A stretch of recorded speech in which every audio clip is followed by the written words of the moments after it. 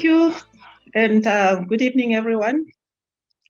One person in my life who makes me proud is my daughter. My daughter's name, she is Gamuchirai, and Gamuchirai Mutezo, and she has grown up to be a very articulate, independent, and well-spoken young lady. She makes me proud. She has grown with leadership skills right from as far back as primary school. She was a class monitor, and when she went to high school, she also was a class monitor, and then she went over to university. Again, leadership roles. She was a secretary in one of the organizations at university, and she has grown, and even at work, she is in a leadership position. In the family, she also takes leadership, advising her young siblings and everything. And whatever she does, she makes sure she succeeds. And she has done so well and recently graduated with a doctoral degree. And I'm so proud to call myself a mother of a doctor. So that is one person in my life that has made me proud. Thank you very much.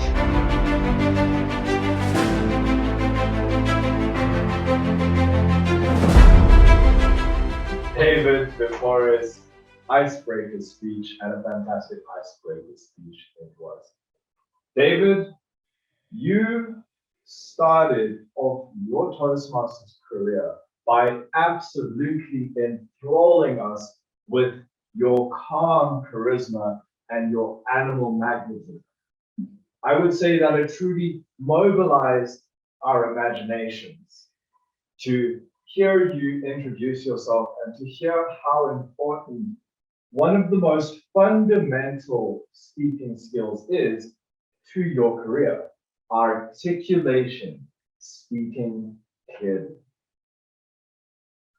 There are a few areas of your speech, or rather your presentation, that I believe you could work on to make a dramatic improvement to the way it's received. Firstly, I noticed that there was a jersey in the background on the table behind you. I also noticed that there was something else sticking out on the countertop on the other side as well. I noticed that you were sitting down. We could see the chair behind you. And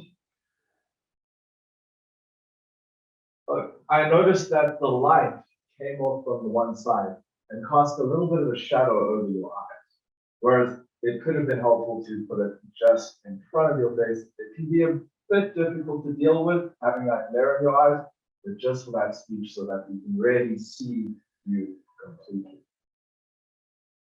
I would like to recommend that you move away from the notes. Now, I don't know that you were reading notes for sure. There's a possibility that we were in gallery view and you were looking at us each in the eye. Either way, I would also recommend that you look at the camera directly, as if it was the eyes of the people you were trying to communicate to. When we're watching you present, when you look in that camera, that's when we feel like you're looking at us in the eyes, as if you were in real life, as if you were right here with real people watching. Not that the people behind the screen aren't real, but there's that digital barrier, and that breaks it. I'd also like to recommend that you make use of your body. This goes hand in hand with standing up. It allows you to move around as you make your points. It allows you to more freely move your hands around instead of sitting in that comfortable position. Other than that, David, I found your speech incredibly concise yet effective.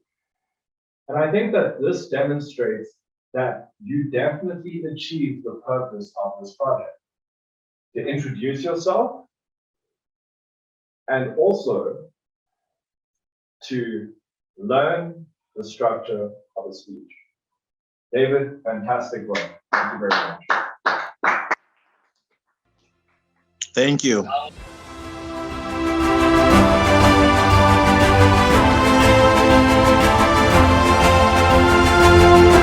Very good evening to you all, fellow Toasties. Your network is your network, a phrase that some of you have heard before. Do you believe it's true? I certainly do. Over the past 5 years, I've seen and experienced it in action. I'm yet to experience the disadvantages of networking, so I'll share the advantages of networking. Firstly, one is exposed to privy information, such as new opportunities. Secondly, one has access to individuals who offer a diverse set of skills, ideas, as well as insights. Thirdly, one is in a position of power to make informed decisions, as well as the power to influence. As for your network getting bigger, you have access to more privileged information compared to others who do not have any access to begin with. Reason being, information is wealth. Okay. Let me share at least one disadvantage of networking being a hurdle. The quality of your network is absolutely imperative because it can cost you time, money, and energy. So choose your network well and ensure you always share a common vision when you meet with like-minded people. Through networking, I've created a circle of like-minded, yet diverse and well-trusted associates who've come to my aid as well as support at different points of my entrepreneurship journey, specifically within the biogas space. By nature, I'm a liker of things. I enjoy being in spaces and places where I can learn and grow. Now, these are the typical tendencies of a philomath. Early 2017, I conceptualized a company called Madam Waste. The vision and the mission was very clear, but the idea of entering this big, scary biogas sector, it was such a limitation. Nonetheless, the liker of things within me went ahead and registered the company literally this day 5 years ago. Networking has played a critical role in what Madam Waste has become, its existence as well as its growth.